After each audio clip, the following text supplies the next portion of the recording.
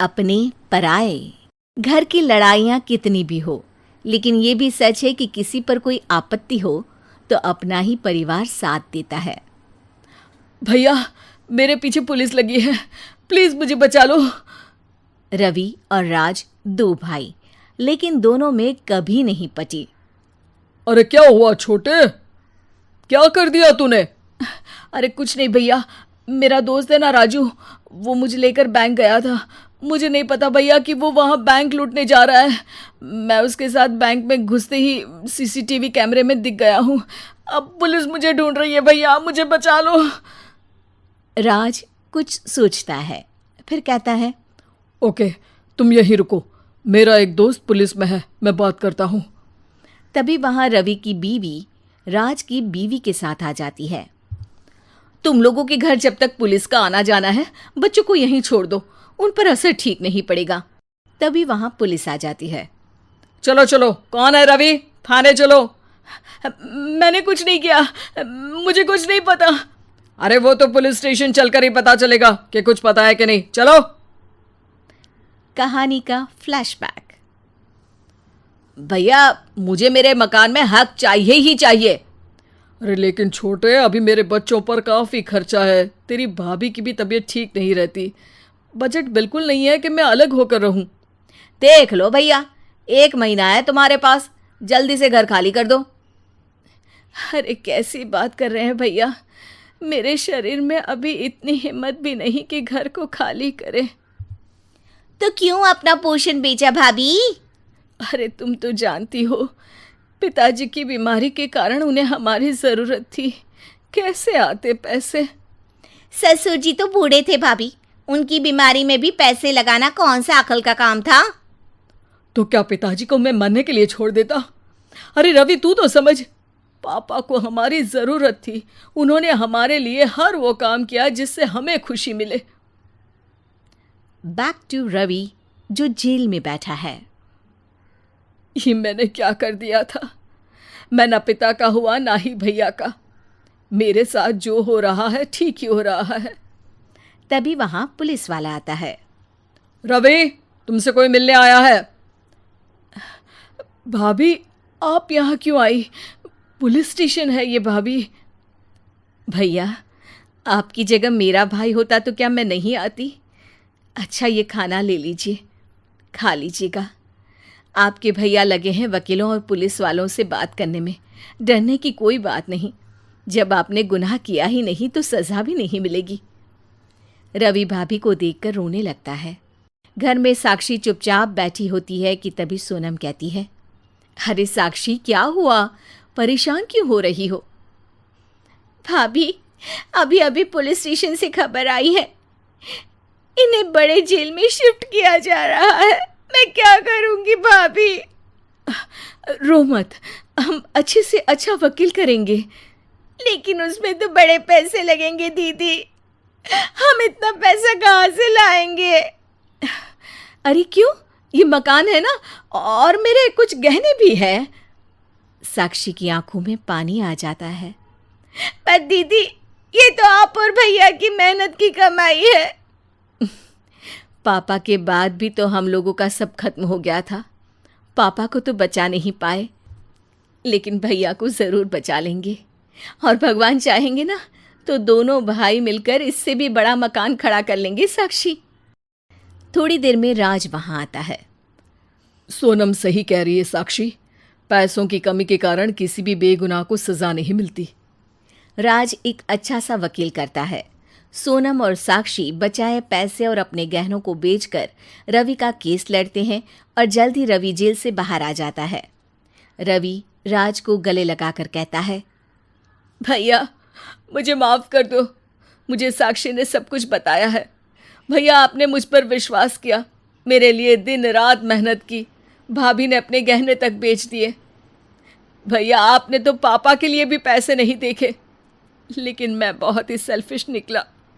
भैया, एक आखिरी बार मुझे माफ़ कर दो, मैं शर्मिंदा हूँ। अरे भाई, अपने तो अपने ही होते हैं, पापा ने हमारे लिए क्या नहीं किया ये तुम्हें बताने की ज़रूरत नहीं है मुझे। और फिर तू तो मेरा भाई है, पैसे से बढ़कर रिश्ते होते हैं भाई। तीन तिगाड़ा काम बिगाड़ा। तीन बहुओं के रवैये से सासू माँ बहुत परेशान थी। दरअसल बात ये थी कि तीनों बहुओं में किसी बात को लेकर अनबन हो गई थी। तब से ही तीनों एक दूसरे से मुंह फुलाए रहती थी। ना कोई सीधे मुंह किसी से बात करती, ना किसी का कहना मानती। पड़ोसी भी इस बात को जानते थे और जाने कैसे कैसे बातें भी करते।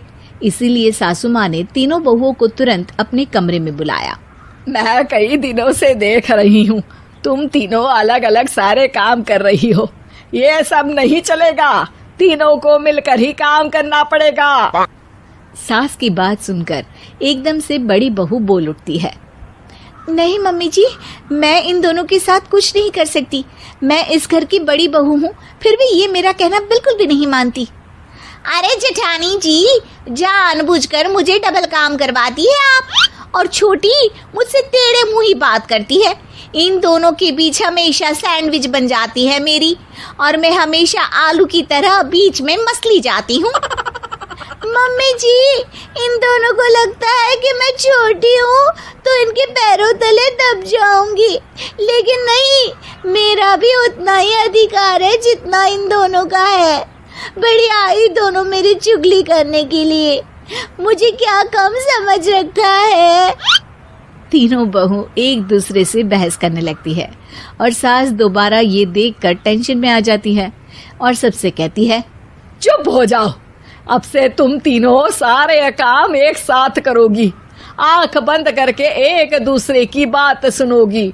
तुम तीनों इस बात को गांठ बांध लो, वरना अगली छुट्टियों में तुम्हारा अपना मायके जाना कैंसिल। सास की बातें सुनकर डर के मारे तीनों हामी भर देती हैं।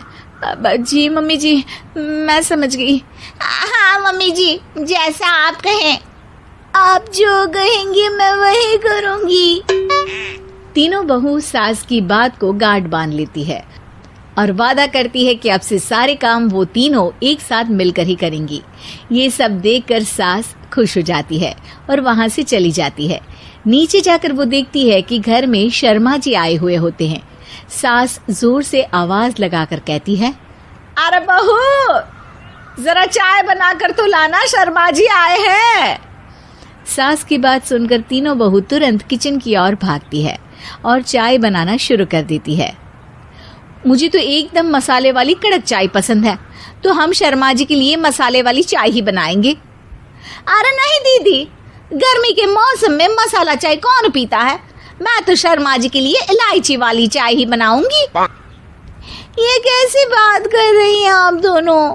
मेरी मम्मी ने सिखाया है कि मेहमान को ज्यादा दूध और शक्कर वाली चाय देनी चाहिए, वरना वो घर वालों को कंजूस समझते हैं। तो मैं तो शर्मा जी को ऐसी ही चाय दूंगी। तीनों बहुएं अपने अपने तरीके से चाय में शक्कर, मसाला, पत्ती सब डाल देती है। उबलने के बाद तीनों मिलकर चाय बाहर लेकर जाती है और शर्मा जी और सासू माँ को देती हैं।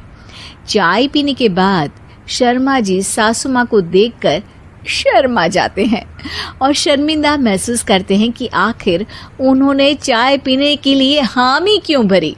सासू माँ भी चाय पीना शुरू करती है और कहती हैं, अरे बहू, ये कैसी चाय बनाई है? चाय है या मीठे दूध की बासुंदी? हाँ, चाय अच्छी नहीं लगी क्या? कोई बात नहीं, हम पराठा बनाकर लाते हैं। चलो चलो अंदर। हाँ चलो। हाँ, आती हूँ मैं भी। नहीं, मेरा पेट चाय नहीं चौपट कर दिया, वही काफी है। पराठे से पोपट नहीं करवाना, मैं तो चलता हूँ। शर्मा जी चुपचाप पतली गली से निकल जाते हैं। अगले दिन सास बहुओं से कहती है, अरे बहू, जाओ जाके ऊपर के गेस्ट हाउस की सफाई कर दो। कल हमारे यहाँ मेरे दूर के रिश्तेदार आने वाले हैं, तो पूरे कमरे को चमका देना, समझी? तीनों बहू सास की बात को मानकर ऊपर सफाई करने चली जाती हैं और तीनों कमरे की सफाई चालू कर देती है। बड़ी बहू मकड़ी के जाले साफ करती है, तो बीच वाली झाड़ू लगाना और छोटी वाली सर्फ डालकर जमीन धोना शुरू कर देती है। अरे दीदी, जेठानी जी, अभी मैंने पूरी फर्श धोई और आप फिर से धूल नीचे गिरा रही हैं। और मछली जिठानी जी, आप भी ना झाड़ू की धूल यहाँ छटक रही हैं। अरे तीनों को साफ करना है, एक साथ सफाई करते हैं ना। अरे वही तो, हम साथ साथ हैं, घर साफ साफ है। तीनों बहू ऐसे ही काम में उलझ जाती है और 2 घंटे तक एक ही कमरे की सफाई करती रहती है। बहुत देर से अपनी बहुओं को ना देखने के कारण सास ऊपर कमरे में उन्हें देखने जाती है, लेकिन कमरे में घुसती ही वो गीली फर्श पर फिसलने के कारण नीचे गिर जाती है। ओरी मोरी मैया, हड्डी मरोड़ के रख दी। आए मेरी तो कमर ही टूट गई रे। तीनों बहुएं सास को उठाती हैं और बिस्तर पर सुला देती है। अरे मेरे हाथ पैर दर्द कर रहे हैं, दबा दो, आराम मिलेगा। हाँ जी माँ जी। अरे जी माँ जी, जी माँ जी। और तीनों बहुएं एक साथ सास के हाथ को दबाना शुरू कर देती हैं। माँ की तो चीख ही निकल जाती है और नतीजा ये होता है कि सास के बचे हुए शरीर में भी दर्द उठ जाता है। हाय राम, ये क्या कर दिया तुम तीनों ने।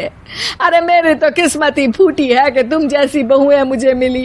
हे भगवान, पूरे शरीर में दर्द बढ़ गया है। अब तो पता नहीं कि चल भी पाऊंगी या नहीं। माफ करो, मुझे गलती हो गई मुझसे कि तुम तीनों को एक साथ काम करने के लिए बोला। सोचा था तीनों मिलके अच्छे से काम करेगी, लेकिन बड़े बुजुर्ग सही कहते थे कि 3 तिगाड़ा काम बिगाड़ा। तुम लोगों ने ये बात ना आज साबित करके दिखा दी। तुम तीनों को तो समझाना यानी मानो भैंस के आगे बीन बजाना है। तुम्हें अकेले अकेले काम करना है ना, तो अब से तुम अकेले ही अपना अपना काम करो। तीनों बहुएं वहां से जाने लगती है। अरे कहाँ जा रही हो? आप ही ने तो कहा कि अपना अपना काम तो मुझे मुल्तानी मिट्टी लगानी है। अरे मुझे भी तो नेल पॉलिश लगानी है। मुझे ना मेहंदी लगानी है। सास अपना सर पीट लेती है और कहती है, अरे मुझे भी लगाना है कुछ। क्या माँ जी? क्या माँ जी? क्या माँ जी? तुम्हारे घर वालों को फोन तुम्हारी हरकतें बताने के लिए।